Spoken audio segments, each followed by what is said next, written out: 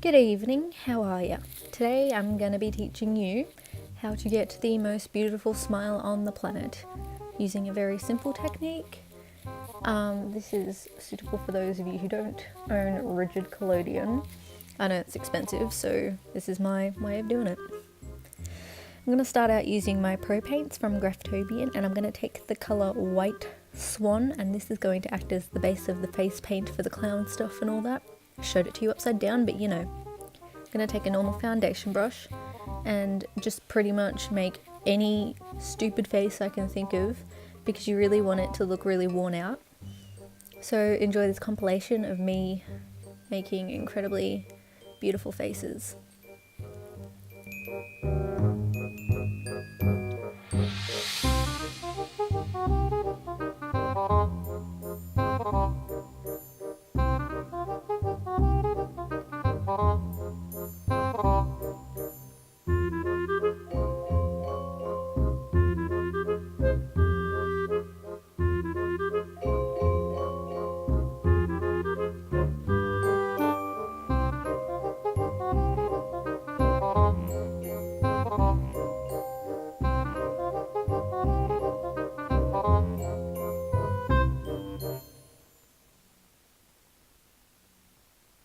And in case that wasn't enough, I'm going to grab a makeup wipe and wipe down any bits that I think need to look a little more worn out, such as my forehead lines and anywhere I would be making a crease in my face naturally. I'm going to take a black eyeshadow now, and I'm going to transform my eyes into black holes.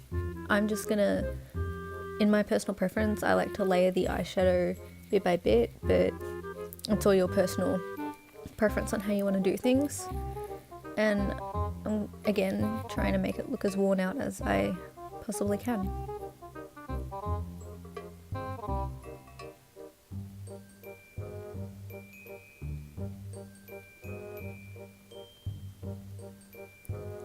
Next I'm wetting an artist brush and I'm creating little cracks or drips or whatever you want to call it, and I'm just putting that again where any line would be in my face, and just as well as everywhere else I feel like putting it.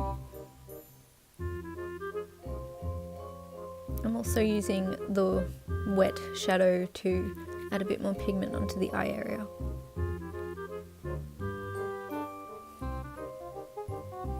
And I'm just dirtying up my face in general.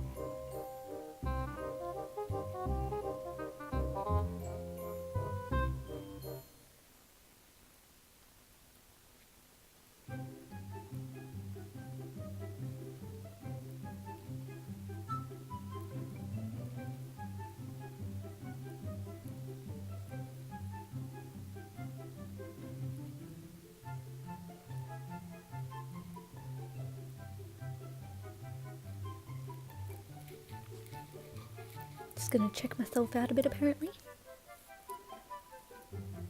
And I'm adding a little bit of colour back into my eyebrows. That's just my own personal preference again. Taking a dark brown eyeshadow, I am going to map out where I want the mouth scars to be. You can look at a reference photo, which is what I am doing, but you can really just do whatever you want with this.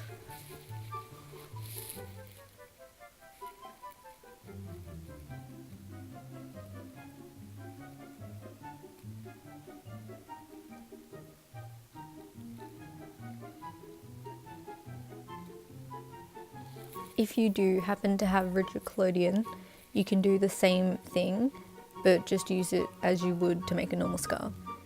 Now I'm going to melt some gelatin, and this is where it gets fun. Make sure after you melt gelatin to always test it on the back of your hand, as it does come out of the microwave incredibly hot. I just burnt the back of my hand there. And then once it cools down enough for you to use it, start slapping that on your face and marking out your mouth. I'm putting it on top of the lines that we just drew to make it look like the scars are jutting out rather than sinking into the face, because that's just how I wanted to do it for this look, and with the materials that I had I couldn't really do much else, to be honest. Just a little thing to note, as the gelatin cools and as you use it and touch it, it will become more sticky and harder to use, and as you can see, as the video progresses, the gelatin does become a lot more thick and sticky, and in my opinion that makes the end result look better, but it can be annoying for people who have not used gelatin before. So just, yeah, keep that in mind. If it gets too hard to work with, just put it back in the microwave for around 10 seconds and it should be good again. When you're heating up gelatin, only do it in 10-second intervals. And it's simple. If there's any parts that you don't want, you can simply just take them off. That's the end of that. I'm going to take the Ben Nye Bruise wheel and taking the colour Bloody Rose, I'm going to be adding that on top of all the raised parts of the scar. And for this version I'm going for the more bloody effect, so it doesn't exactly, I don't know, you can just do whatever you want with it, okay?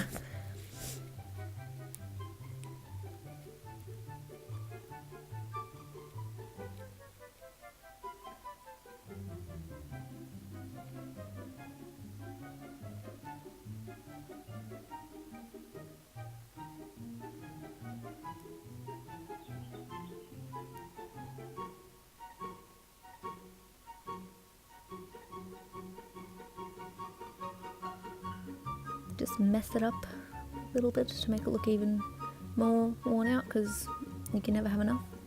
Now I'm taking Thick Blood by Ben Nye and using the end of a brush. I'm just going to apply that on like just any place it decides to stick to. That's gonna make it look really cool because the air blood's awesome. And after you've done that, the look is complete.